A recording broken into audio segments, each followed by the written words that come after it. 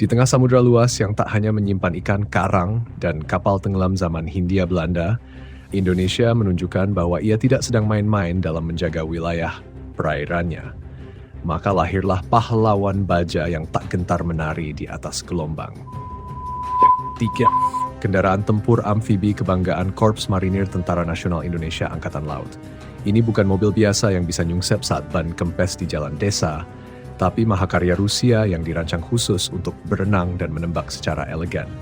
BM-3F merupakan hasil racikan Kurganmash Zavod, pabrik kendaraan tempur asal Rusia, yang namanya saja sudah terdengar seperti mantra sihir. Dengan bobot sekitar 18,7 ton, panjang 7,14 meter, lebar 3,5 meter, dan tinggi 2,5 meter, kendaraan ini bukan hanya kuat, tetapi juga proporsional. Ia mampu membawa 3 orang awak dan 7 pasukan lengkap bersenjata, cukup untuk membentuk satu regu kecil yang bisa bertempur ataupun bermain futsal darurat di tengah misi, kalau lapangan tersedia.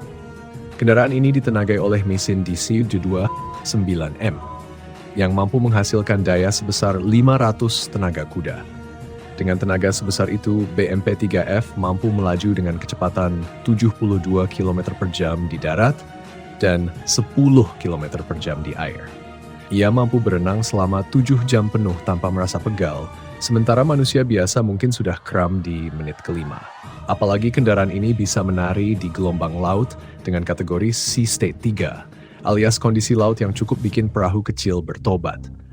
Persenjataannya adalah bintang utama. Di bagian atasnya terpasang meriam 100 mm tipe 2A70 yang mampu menembakkan proyektil fragmentasi berdaya ledak tinggi atau peluru kendali anti-tank. Sebagai teman duetnya ada meriam otomatis 30 mm tipe 2A72 yang siap melubangi kendaraan musuh seperti saringan air Zam-Zam.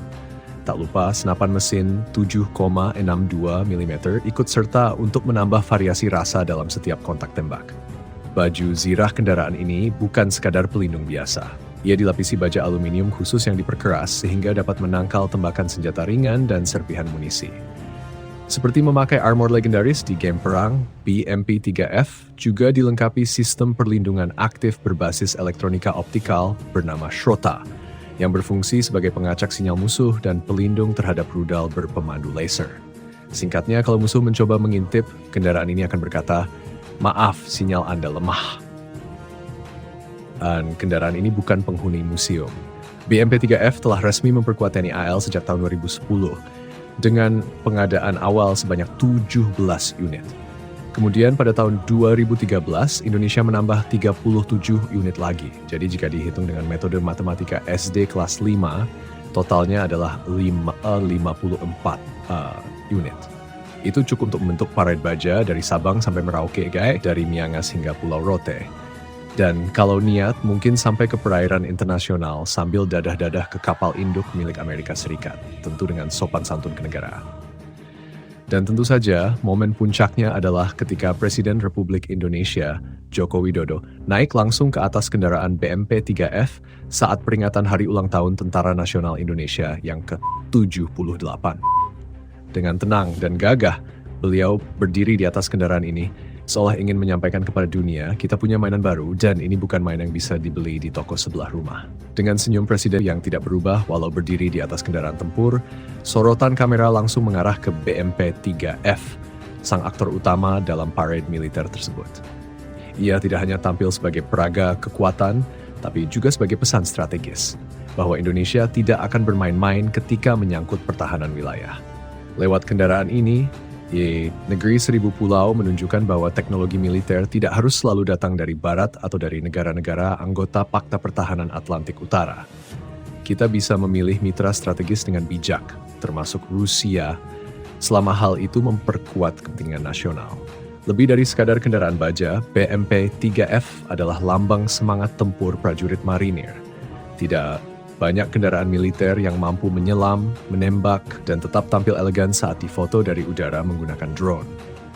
Bahkan beberapa prajurit menyebutnya si buaya baja, karena ia berenang tenang tetapi sekali menggigit, lawan tak sempat pamit. Dan kalau Anda kira kendaraan ini hanya bagus di parade, maka Anda belum melihat manuver latihan tempur amfibi TNI AL di Laut Jawa. di mana BMP-3F meluncur dari kapal LPD dan langsung berenang menuju pantai seperti atlet renang kelas dunia yang membawa senjata. Dalam latihan tersebut, terlihat jelas bagaimana kendaraan ini menyatu dengan strategi tempur laut ke darat. Ia tak hanya mengangkut pasukan, tapi juga memecah formasi lawan, melindungi prajurit dari tembakan, dan menyapu bersih hambatan di garis depan. Dengan teknologi stabilisasi senjata dan sistem kontrol tembak otomatis, BMP-3F mampu menembak secara presisi, bahkan saat bergerak di atas ombak yang menghantam keras. Coba bayangkan, menembak sambil berenang di laut lepas. Itulah level kemahiran tempur yang diusung kendaraan ini. Dan belum berhenti di situ. Seiring berjalannya waktu, Indonesia pun mengupayakan modifikasi lokal agar kendaraan ini makin relevan dengan kebutuhan operasi di wilayah tropis. Salah satu terobosan adalah penambahan armor modular tambahan, yang membuat kendaraan ini lebih kebal terhadap peluru kaliber tinggi maupun rudal anti-tank berpemandu laser. Bahkan ada wacana untuk memasang sistem pertahanan aktif yang bisa menembak jatuh roket sebelum mengenai badan kendaraan. Semacam tangan besi yang bisa menepuk bahaya sebelum sempat menyapa. Langkah Indonesia ini menunjukkan satu hal yang penting. Alih teknologi dan adaptasi lokal bukan lagi sekadar wacana politik, tapi benar-benar dijalankan.